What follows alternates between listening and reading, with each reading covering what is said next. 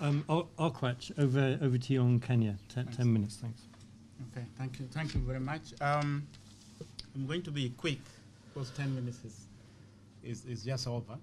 I think what I would like to say is that if you look at Kenyan story, for those who were in Jomtien in 1990, Kenya was a showcase in terms of participation enrollment in primary education.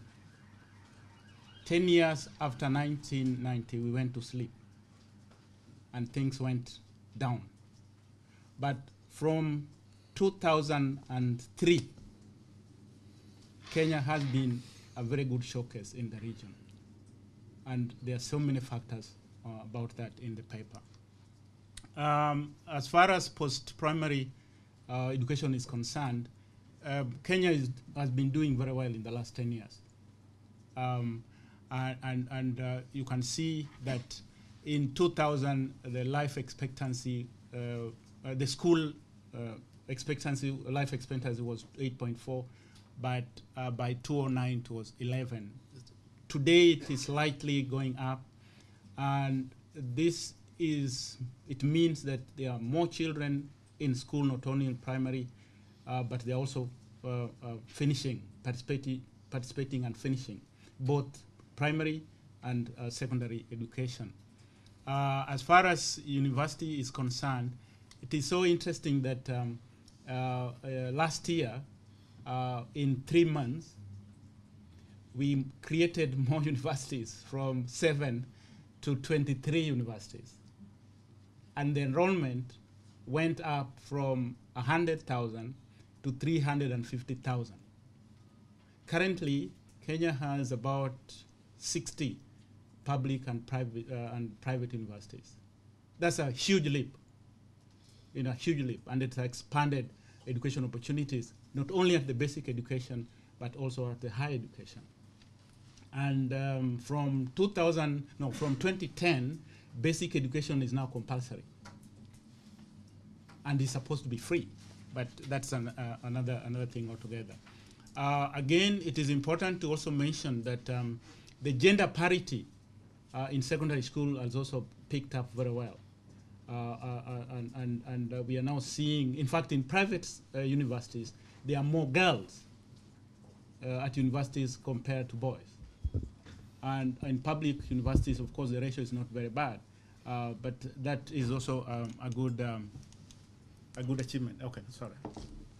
I think why is progress going up very fast? Of course, the first thing is just the demand, as usual.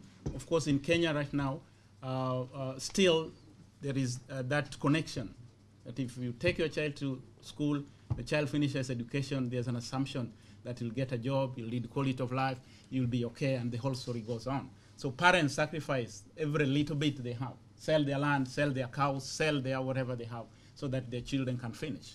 So that push is very important. Again, the political will is there. I mentioned to you the 1990, 2000 is a lost decade, because those are the years of Moi era where nobody cared about any development apart from corruption and everything. But from 2002, we saw the defeat of a ruling party which was in power for 24 years, doing very little. So the opposition government, which picked up in 2002, put into place good strategies which really pushed education, both at primary and higher education. So that is something which is very important to mention.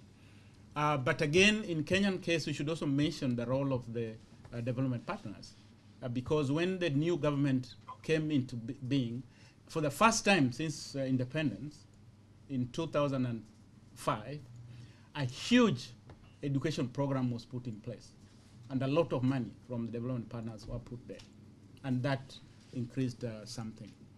The role of communities, the role of the private sector, the private sector is also key here.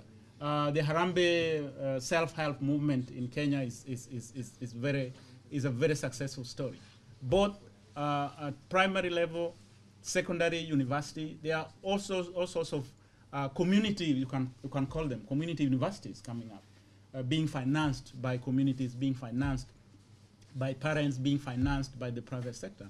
That's something which is very important also.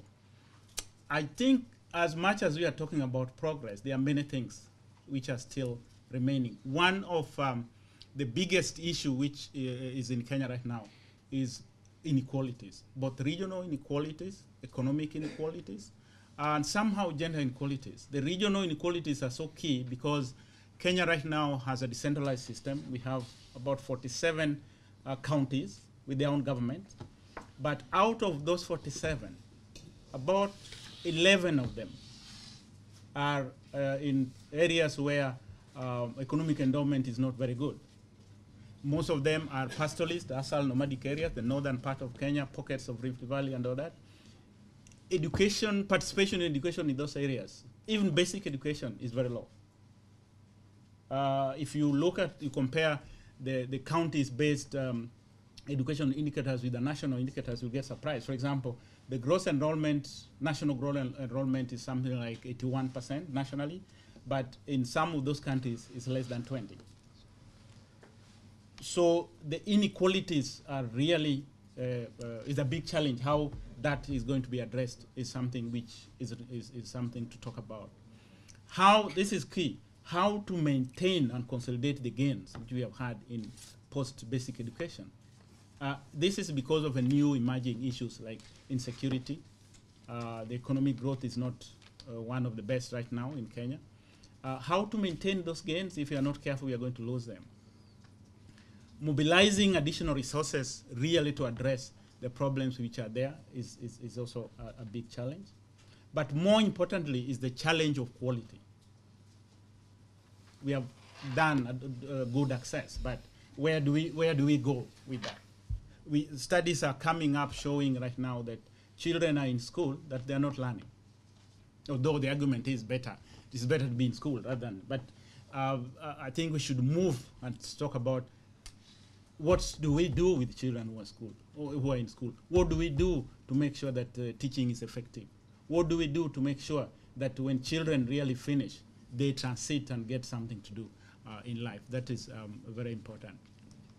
I think there are many lessons which can be learned here, but one thing which I would like to mention is that although we are talking about Kenya, good stories, things are happening and all those things, I think one important thing which is critical to me is the fact that we are talking about post-2015, but I don't hear that story going on in Kenya. I don't hear it. It is in the mouths and minds of UN agencies and some donors and some international organizations. But I don't think really that all these definitions of global definition of the targets of education and all that are taking into consideration the local context and situations. And the story will be the same, that we'll define all these things for countries and nothing will happen and we shall keep on changing the goalposts. Thank you very much. Thank you, Okwach.